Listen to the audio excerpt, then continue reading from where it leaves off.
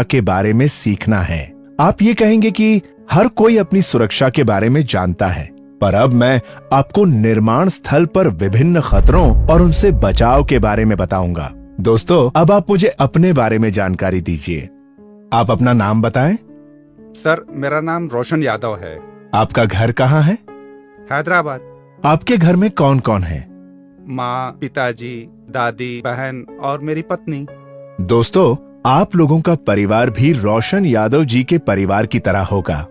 दोस्तों, आप जानते हैं आपको काम का अवसर क्यों मिलता है? आप बताएं। काम अच्छा करने से। ठीक है, अब आप बताएं। काम जानते हैं इसलिए। और आप?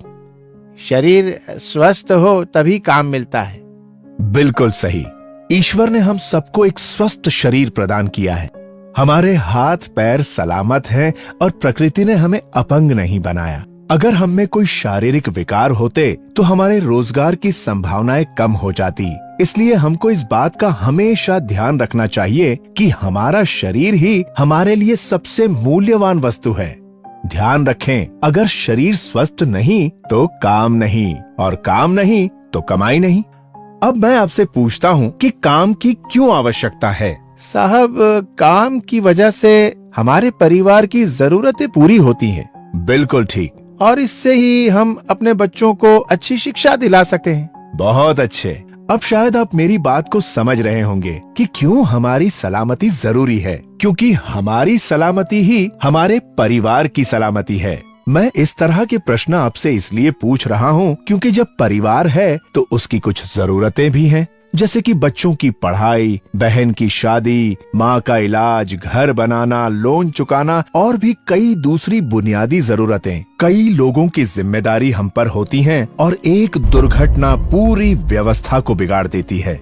दोस्तों, याद रखें, किसी कामगार के साथ घटित दुर्घटना जितना कष्ट उस कामगार को देती है, उससे कहीं ज्यादा दुखदाई उसके परिवार वालों के लिए होती है। मैं आप सबसे पूछता हूँ, सोचिए कि आप किसी दुर्घटना के शिकार हों तो क्या हो सकता है? साहब, जान जा सकती है। साहब, हाथ पैर भी बेकार हो सकते हैं। बिल्कुल ठीक। लेकिन अगर चोट जानलेवा नहीं है और कुछ समय में ठीक हो सकती है, तो क्या उस स्थिति में थोड़े खतरे लेकर काम करना उचित है क्या? नहीं साहब, जब तक चोट ठीक नहीं होती हम काम पर थोड़े आ सकते हैं। हाँ, और इलाज पर पैसा खर्च अलग, और फिर आमदनी भी बंद। और कहीं कोई हाथ पैर बेकार हो गया तो बाद में काम नहीं मिलेगा। सही कहा दोस्तों। तो सोचो, एक जरा सी लापरवाही से हुई दुर्घटना कितनी मुश्किलें लेकर आती है। प्यारे मित्रों, अब जब जान गए हैं कि दुर्घटना से क्या हानियां हैं, तो चलो ये जानते हैं कि दुर्घटना होती क्यों है। साहब, ये तो ईश्वर की मर्जी है। ईश्वर की नहीं, हमारी खुद की गलती से होती है दुर्घटना। ईश्वर भी उन्हीं की मदद करता है जो अपनी मदद खुद करते हैं। सही कहा साहब। अगर हम ही कुल्हाड़ी पे पैर मारेंगे तो चोट तो लगनी ही है। दुर्घटना होने के दो मुख्य कारण होते हैं। पहला, बचाव की जानकारी का अभाव, और दूसरा है अति आत्मविश्वास। साहब, थोड़ा विस्तार से बताएं तो शायद कुछ ज्यादा समझ में आए। तो सुनो, सबसे खतरनाक है अति आत्मविश्वास।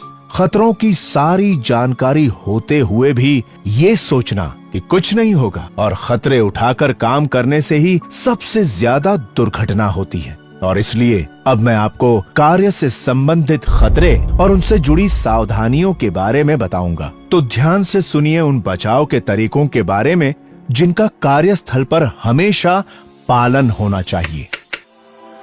सुरक्षा प्रेरण कार्यक्रम।